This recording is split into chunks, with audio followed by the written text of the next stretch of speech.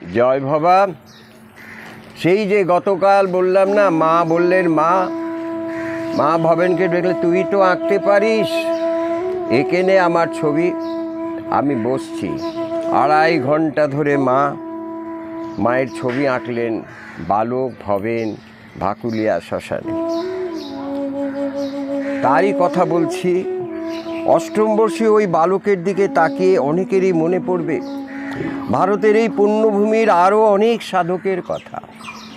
মনে পড়বে শঙ্করাচার্য 8 বছরের মধ্যে শাস্ত্রজ্ঞানে কি বিস্ময়কর ব্যুৎপত্তি পারদর্শিতা দেখিয়ে গেছেন। তিনিও 5 থেকে 8 বছরের মধ্যে অলৌকিক শক্তি অর্জনের কতই না নিদর্শন রেখে গেছেন। কিন্তু মা গয়াসুন্দরীর মন পুত্রের এই বয়স থেকে শ্মশানে মশানে ঘুরে বেড়ানোর ব্যাপারে কিছুতেই সায় দিতে পারছে না। তিনি শঙ্কিত হয়ে উঠলেন। জ্যেষ্ঠ পুত্র গিরীন্দ্রমোহনকে অনুযোগের সুরে শুধালেন, ছোট ভাইটা এভাবে শ্মশানে মশানে ঘুরবে আর তোরা চুপ করে বসে থাকবি? গিরীন্দ্রমোহন বললেন, এখানে আর রাখা চলে না, ত্যাগ করার আশু প্রয়োজন। কোথায় পাঠাবি? মা জিজ্ঞাসা করলেন। কলকাতায় পাঠাও না, সেই তো সব থেকে ভালো হয়।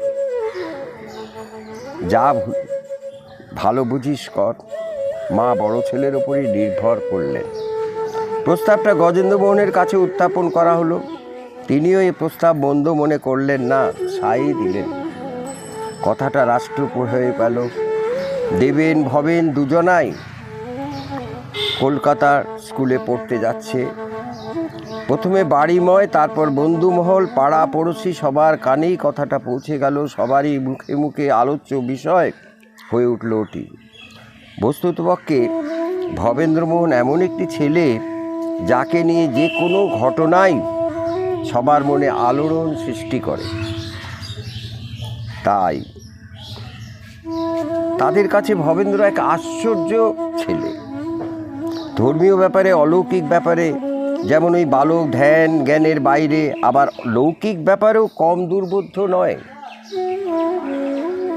ভবেন্দ্র গ্রামের নদী ধারে বেড়াতে যেতেন। গরিব বউ ঝি মাটির কলসি ভরে জল নিয়ে আসত। ভবেন্দ্র ঢিল ছেড়ে দূর থেকে কলসি ভেঙে দিতেন। একদিন নয়, এমনই ঘটনা মাঝে মধ্যেই ঘটত। এ কি উপদ্রব, এ কি অকরুণ খেলা! কোথায় পাবে তারা রোজ রোজই নগদ পয়সা কলসি কেনার? একটা কলসি কিনতে 6 আনা পয়সা লাগে তখনকার দিনে। বাধ্য হয়ে শেষ পর্যন্ত গয়াসুন্দরীর কাছে তারা আসতো ছেলে দৈরাত্মের নালিশ জানাতে, তাদের অভাবের কথা জানাতে। ভবেন্দ্র আশেপাশেই ঘোরাঘুরি করেন আর লক্ষ্য করেন বৌঝিরা কি বলে, কি করে মার কাছে, কি বলে। গয়াসুন্দরী ছেলেকে ডেকে ধমক দেন, তুই ওদের কলসি ভাঙছিস, ওরা গরিব না, এ কি ব্যবহার তোর? ছেলে মায়ের গলা জড়িয়ে ধরে আবদার করতে থাকে, তোমার তো অনেকগুলো পিতলের কলসি আছে মা ঘরে, দিয়ে দাও না ওদের একটা করে। তাজ্জব ব্যাপার। কিন্তু ছেলে নাছোড়বান্দা, শেষ পর্যন্ত মাকে দিতেই হয় পিতলের কলসি বার করে ঘর থেকে।